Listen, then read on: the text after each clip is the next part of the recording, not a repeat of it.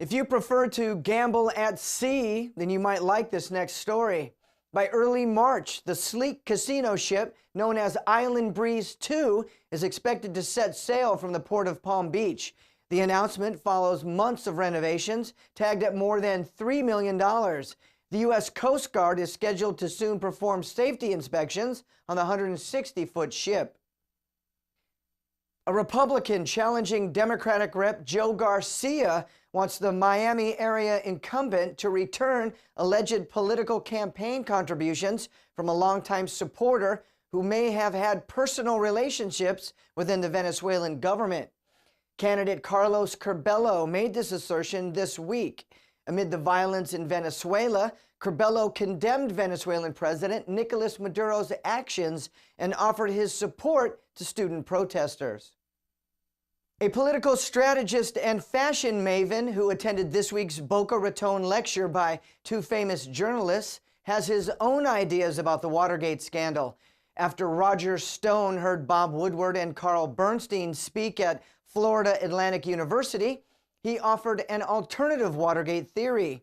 He believes Watergate was a CIA coup to take down President Richard Nixon. He says this and much more in his upcoming book. 61-year-old Stone was a college-age supporter for Nixon's 1972 re-election campaign. He says the motive of the operatives was that Nixon was demanding records from the Bay of Pigs fiasco and the Kennedy assassination. Woodward and Bernstein worked together at the Washington Post and are credited with breaking the Watergate story. A major financial fraud case is winding up in South Florida. Attorney Douglas Bates pled guilty in federal court this week to one count of wire fraud. This is in connection with what appears to be the largest financial fraud case in South Florida's history. He'll be sentenced on May 1st and faces up to 5 years in prison. According to prosecutors, Bates was involved in about $60 million worth of an investment fraud caper carried out by convicted Ponzi scheme perpetrator Scott Rothstein. Bates is the latest South Florida figure to be convicted in connection with Rothstein's $1.4 billion fraud. A noted priest from the Archdiocese in Newark, New Jersey, will now bring his experience to Miami. Monsignor Peter Baldacchino has been named Miami's 10th auxiliary bishop by Pope Francis. The announcement was made yesterday, and he will be ordained on March 19th, the day of the feast of St. Joseph. The Pope has lauded him for his exemplary missionary work over the last 15 years. Jimmy Buffett fans, take note. The Margaritaville Hollywood Beach Resort, which broke ground in August, is still on schedule.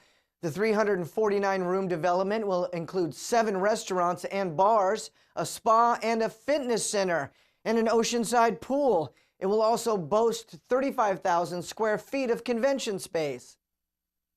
Democrats in Florida's State House are gearing up for the 60-day legislative session that starts next month. During it, they intend to show Floridians what 2 decades of Republican leadership has failed to deliver. The Palm Beach Post reports that the problems Democrats attribute to the Republicans include long waiting lists for elder and children's services, lagging school funding, and the state's refusal to expand Medicaid under the Federal Affordable Care Act. Republican leaders have outlined election year proposals that embrace some of Governor Rick Scott's ideas. The ideas include tax and fee cuts worth $500 million and another round of sales tax breaks. Republicans also claim they want more funding for schools.